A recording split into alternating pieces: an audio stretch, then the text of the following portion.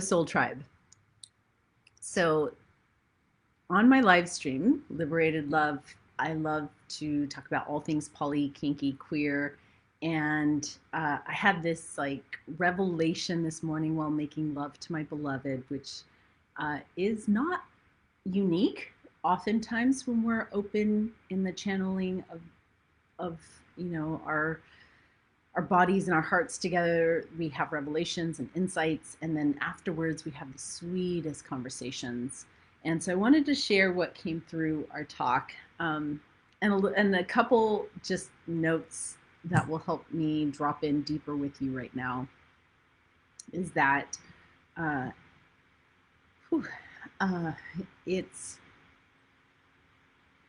so I'm in San Diego, and it's sunny and it's beautiful, and I'm hearing these really tender reports of friends in Brazil who are being evacuated, and others who are, going into another kind of, quarantine wave with curfews, and just connecting with tribe around the world, and knowing that so many of us are going through so many different experiences, because it's almost like rock bottom is bumpy. That thing of like, okay, there's these different waves happening, and globally we're all feeling it, but in different ways. So I wanted to just expand to connect with whatever you're experiencing, wherever you are, and meeting that with love. Just the suchness. Life brings us these unexpected, unpredictable circumstances that we want to just surrender to. And it's very humbling as, a shaman and a co-creator and an artist and a visionary who wants to create reality, but gets that we're co-creating this. And there's oftentimes so many aspects of co-creating that are not pretty, not fun, not what we would consciously choose. And so I'm just kind of humbling myself before that, before the knowing that there is a greater tapestry and we're all just like a strand in the larger picture. And the thread, sometimes it's like, oh, and I've got this thread in this moment. And so I'm going to just share it for whoever's resonating, because a lot of times when Michael and I particularly, like, we have a very cultivated practice of sex magic.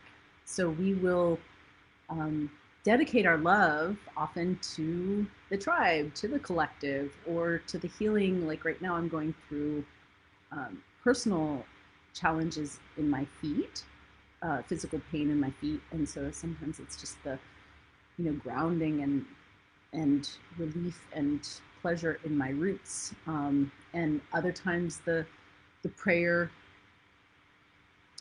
is for the work that we're doing in the world, or various people who are asking for prayers. And a lot of times, because it's the two of us, we dedicate our energy to our relationship, to more passion, to more connection, to more, maybe there was a miscommunication and it's like getting back into harmony. And a lot of times we dedicate our lovemaking to other lovers, to actually those in our, intimate network, as well as those around the world. So we often, have a little ritual by which we set our intentions. And then there's the listening and the play and the magic that comes through the creative act of lovemaking. And then afterwards, there's often like spaciousness to listen and sequence whatever downloads coming through. So, today I wanted to share specifically this musing that we got, and I'm calling it a pillow talk. It's like we were naked, heavy in breath, covered in cum, just talking about, wow, this is what I saw or felt, or and I want to share that with you. And the other, context on in other talks I've talked about the actual practice of sex magic, and I'm happy to explore that or answer questions about that. I know I got a lot of questions today in response to like, hey, I'm going live and I'm not sure what to talk about. And you gave me a bunch of great questions. But this is what's alive right now. So here goes. At the beginning of the Sex Shaman book, Bruce Lyon does the foreword.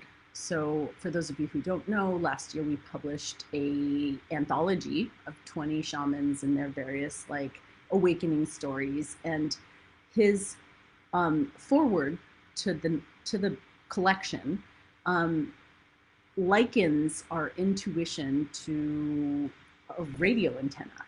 And so I want to just presence that we're all receivers, that we are all like grounded and then receiving various frequencies.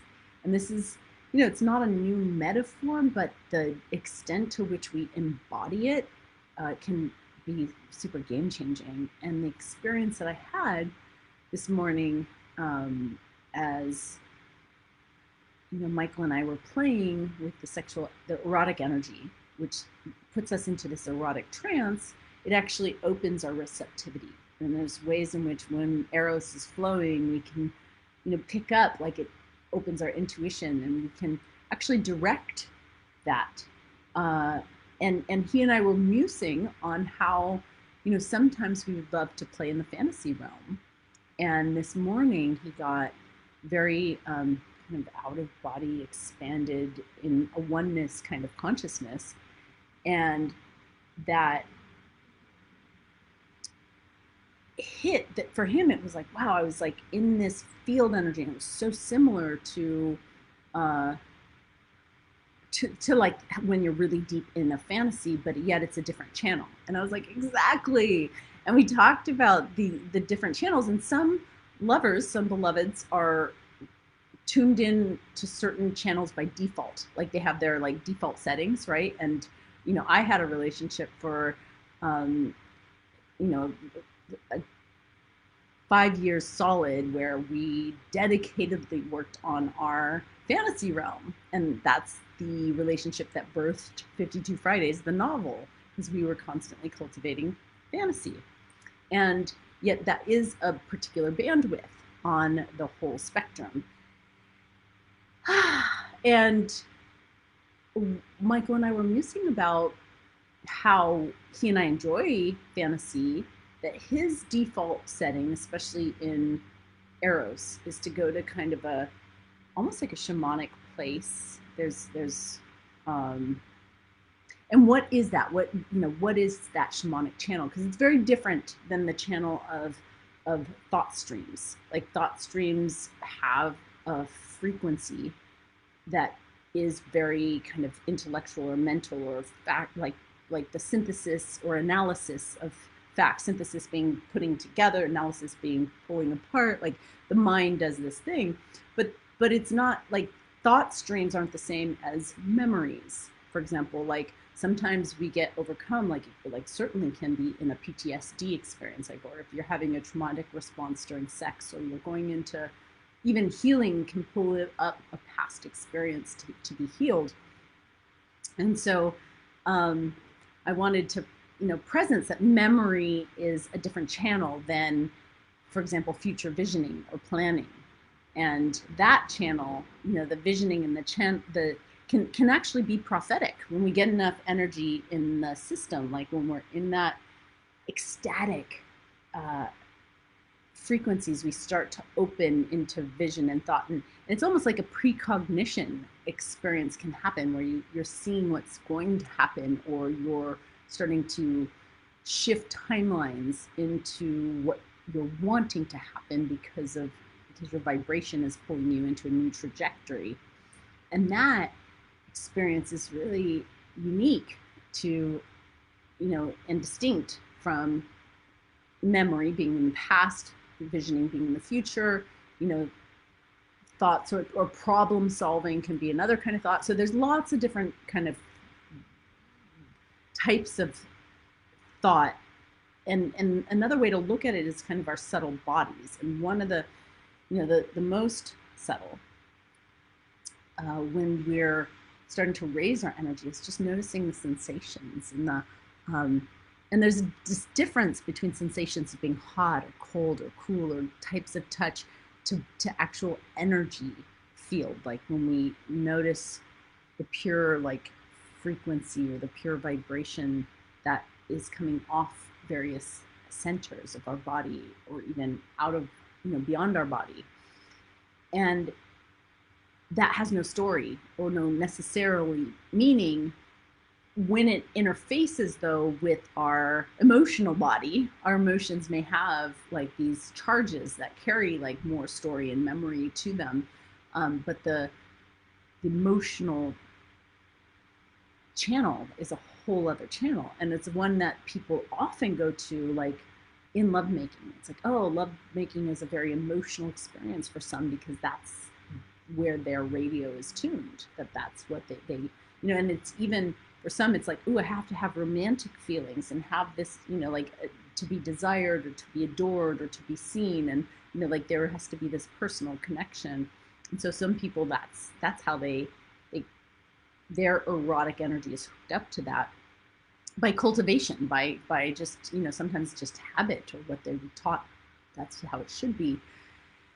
And I'm grateful to share that my husband and I have a wide range and a lot of permission for sex. Can be an oracle itself, like can be used to get more information, biofeedback about the body, but also psychospiritually we can journey.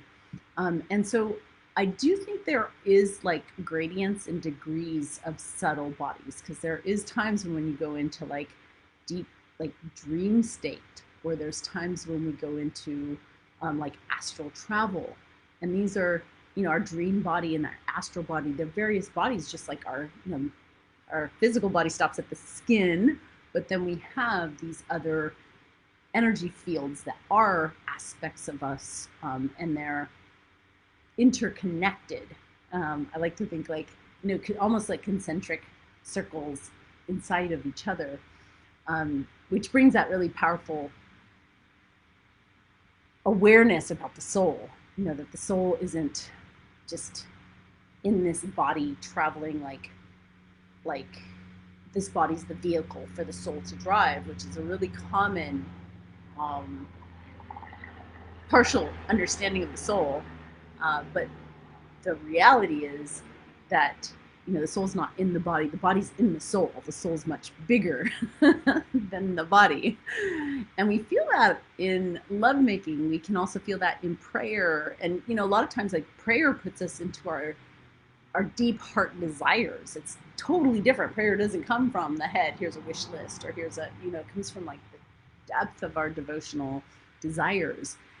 And it can be an outlet, and sometimes in meditation we feel that, like we'll sit in meditation and the monkey mind will do its thing, or like, wow, I spent my 20 minutes in memory and fantasy, or and those are various distractions. But the value of meditation is that we're tuning the channel to our God force. Like we're saying, okay, I'm wanting to experience oneness, and that means that's where I'm setting the channel. And I may be picking up static and noise, but the signal, like when we actually meditating, is an experience of the God force communing with us. And that then there's moving meditations, right? So we may do that in a 20-minute sitting or an hour, or however long you dedicate yourself to that bandwidth, to that frequency. But it could also be in self-pleasuring, or in a nature walk. This isn't just about sex. This is about intentionality and receptivity. And it was a really fun musing, and I'm curious how that lands for you, what it brings up. So questions or comments will be read. And Hedonist, I love your name. meditation definitely improves power of focus and profound cognition. Yes. And meditation has so many immeasurable benefits. I want to say that we don't even, begin to understand, because it plugs us into the essence of who we are, beyond the illusion that we're just our mind. And so the constant cultivation, like being in empty, being in presence, being in like space, like here and now, through the meditation is a portal. It's basically saying, I'm going to plug in, to all that I am. And that practice can have immeasurable effects on all aspects of our life. And truly, like, it is as important. I consider it equal to at night when we sleep, we go through various stages and states, and those states being not just REM when we're dreaming, but also the deep dreamless sleep and the restorative, like, regeneration that happens to the whole system. It's an upgrade, and meditation's like microdosing that during the day. Very powerful. So I am happy to read another piece. We'd be doing local events again. Not sure if you still do those, and I'd love to attend while you're still in Cali. Thank you, Shelley. Yes, I, for 7 years, did local events out of my home. It was potlucks and tantra talks and sacred snuggle parties and sex parties, and really loved building the community and feel that's so important. After, however, the reality show, we had 2 seasons of, sharing our life with the world. We also, it attracted people who, to our home, and fans and people who thought they knew me because they saw some version of me on TV. And it felt like, yeah, like this wasn't the right container to have those kind of social events anymore. So in San Diego, at least not here, I'm not hosting, but I am delighted to be offering global events. And sometimes, like, the International School of Temple Arts is in like 44 countries. We offer these immersive week-long, shamanic experiences. And sometimes they do come close, like San Diego and Northern California. So I have been so grateful to be able to continue to do my work more locally, as borders are closing and or opening, or just the uncertainty. And so I'm really happy to say, though, San Diego as a community is super abundant. Lots of leaders, healers, teachers. It's a mecca for Tantra teachers. And so I do feel that there's a lot of people doing wonderful work. And it's sweet to kind of like grandmother and like see what all is created and not have to be the epicenter, like holding the tent pole anymore. So that feels good. Okay, so I'm going to close here. Unfortunately, I'm getting strange computer signals, and it's a tech issue that's coming up, and it was just awesome to share a little pillow talk with you, and I look forward to doing more, and I look forward to staying in touch. Blessings.